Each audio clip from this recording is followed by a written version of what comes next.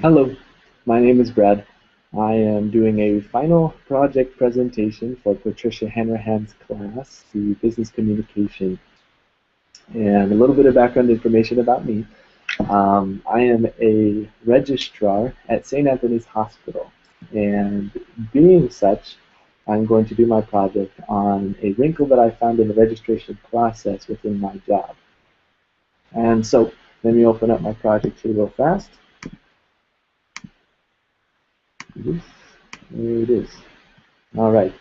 So this is my project. Right, this is called the IMM and MAOB. What the heck is that? Gibberish makes no sense.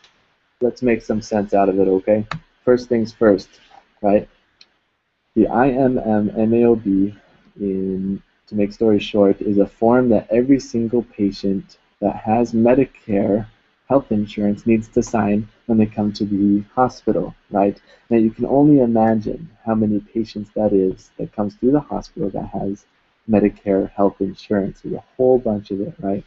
And so every single one of those patients needs to have this form signed and handed to them, right? The IMM is the important message from Medicare, which states the patient's rights in case they want to make an appeal. Now, also, the MAOB is a Medicare assignment of benefits, which is just stating that the patient is allowing us to bill their health insurance, right? Now, being that so many patients have Medicare, there's a problem, right?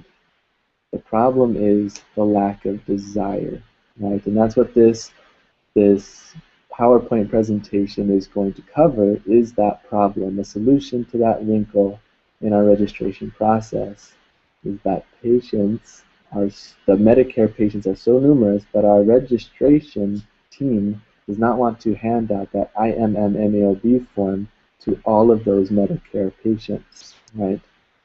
Now, in doing so, there are a couple opinionated viewpoints on this, right? Our managers state that the patients need to know their rights, right? Which is true. They need to know that they have the right to file for an appeal, right? And all of that information to file for an appeal is on the paperwork, right? But that appeal can only be done by patients who are of inpatient status, right?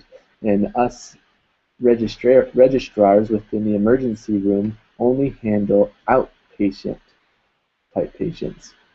And so the ER staff is arguing that the paperwork is not applicable to our patients in the ER.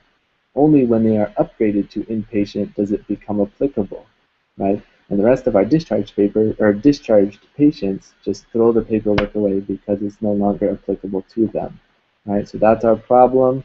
There is an opportunity for us to solve this, right? There is a way to fix it, right? If we can get the IMM and the MAOB forms to simultaneously print with the routine paperwork that goes with those patients that are admitted, then every single inpatient status patient will receive their paperwork, right? Now, there is a process to make this happen, right? Different departments will need to become involved. Of course, the registration and admitting team will need to be involved. Our CBO training team, who are the ones that update our programs that do the registration process, will need to be involved because they will need to update the program to print this IMM-MAOB form along with the registration or the admit packet, right? And then also our IT, information technology, or information services teams will need to be involved because they're going to need to upload that update into our computer systems. So those two people, the CBO and the ITIS teams, are going to be our heroes for the project because if they're not on board, then this is not going to happen at all, right? So that is a possible risk, right? That the CBO teams are unable to accomplish this system upgrade. The systems reject the upgrade or reject the simultaneous printing or whatever it may be. That is a risk, right? And also a second risk is that our Medicare audit team or the CMS team does not accept this method, right?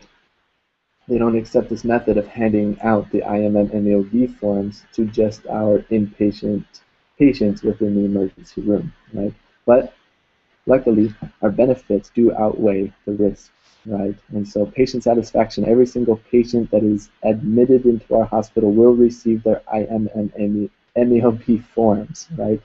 Because it goes along with the paperwork that is necessary for them to be admitted, right? Our registration team will be more cooperative in the fact that they don't have to give those paperwork, the IMMAOB, out to 16,000 different people, right? Only the patients that are admitted from the ER.